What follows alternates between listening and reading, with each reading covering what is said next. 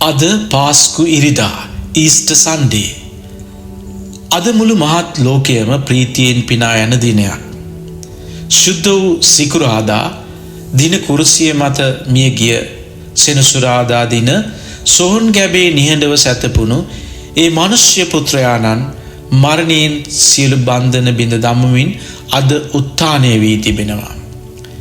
පාස්කුව යනු හුදෙක් උත්සවයක් නොවේ. එය මරණයට එරෙහිව ජීවනයේ ජයග්‍රහණයයි. අන්ධකාරයට එරෙහිව ආලෝකයේ ආගමනයයි.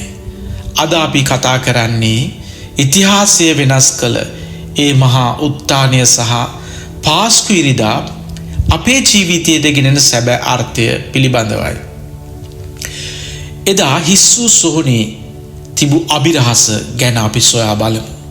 බයිබලයේ සඳහන් වන පරිදි ඉරිදා අලුයම හිරුදාවෙමින් පෙර මග්දලාගේ මරියා ඇතුළු කාන්තාවන් සොහොන් ගැබ වෙත ගියා.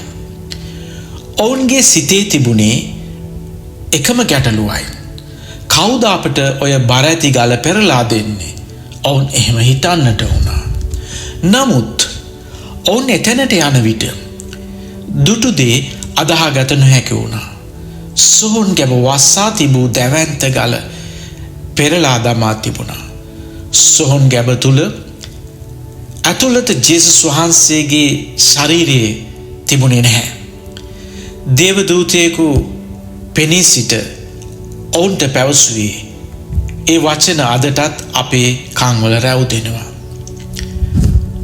උන්වහන්සේ මෙහි නැත. උන්වහන්සේ උත්ථානය වී ඇත. මේ ඉතිහාසයේ සාක්ෂි සහිත සත්‍යයක්.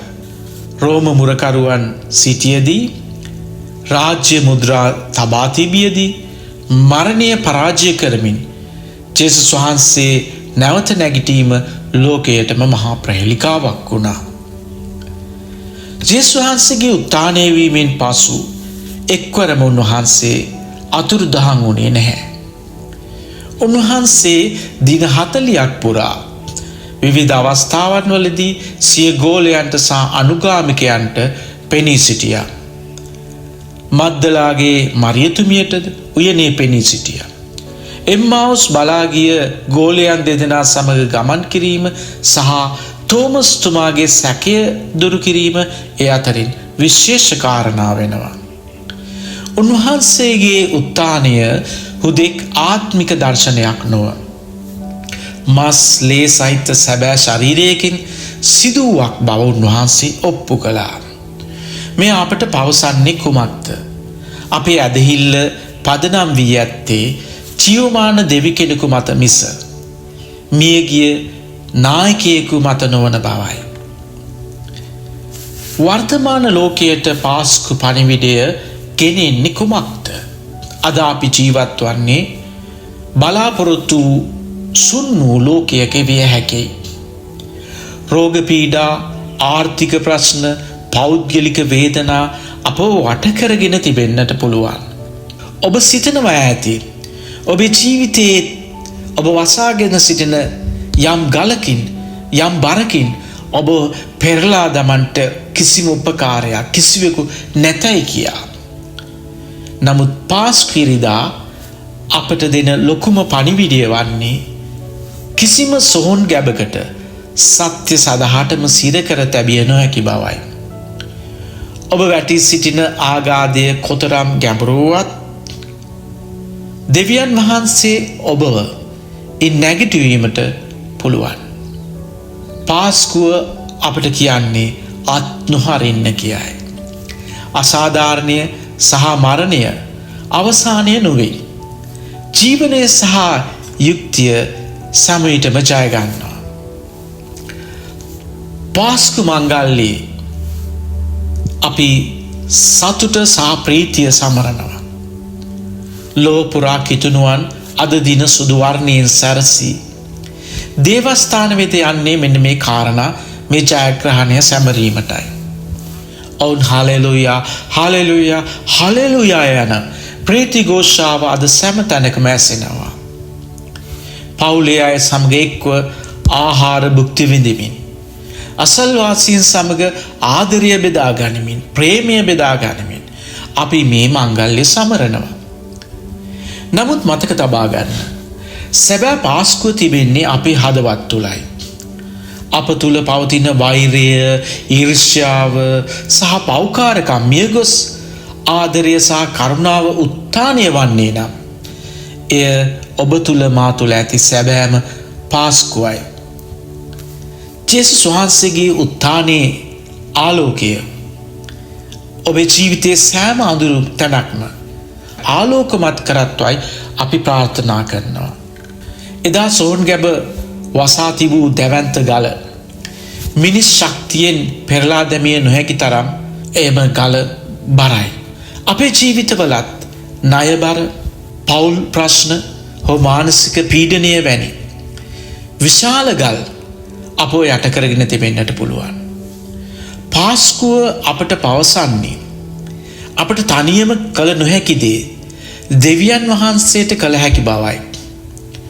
ඔබ බලාපොරොත්තු නොවු මොහොතක ඔබව සිර කරගෙන සිටින ඒ බාධක එම ගල ඉවත් කිරීමට දිව්‍යමය මැදිහත් වීමක් ලැබිය හැකි බව ඔබ විශ්වාස කරන්න.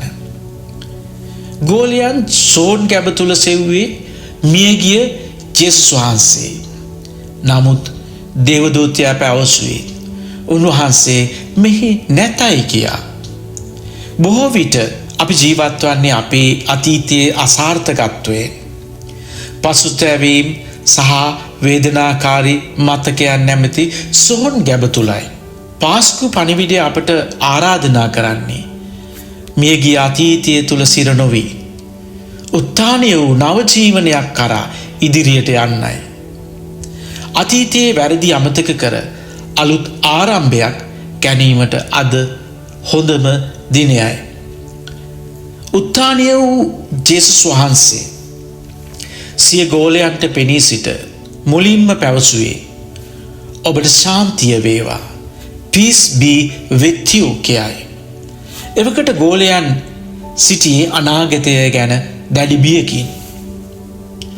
වර්තමානයේ මේ ලෝකයේ පවතින ආර්ථික අස්ථාවරත්වයන් හෝ හෙට දවස ගැන ඇති බිය හමුවේ උත්ථානය වූ සමිඳාන් වහන්සේගේ පණිවිඩය වන්නේ බිය නොවන්න යන්නයි. මරණය පරාජය කළ හැකි නම් අප මුහුණ දෙන ලෞකික ප්‍රශ්න ජය ගැනීම දෙවියන් වහන්සේට අපහසු නොවන බව වටහා ගැනීමට අප මහත් අස්වැසිල්ලකි. අපට මරණය අවසානය නොවේ, සදාකාලික බලාපොරොත්තුවක් මේ තුලින් නැත. සමාජය සිටුවේ කුර්සිය මත සියල්ල අවසන් වූ බවයි. නමුත් සැබෑ ජයග්‍රහණය ආරම්භය වූයේ එතනින්.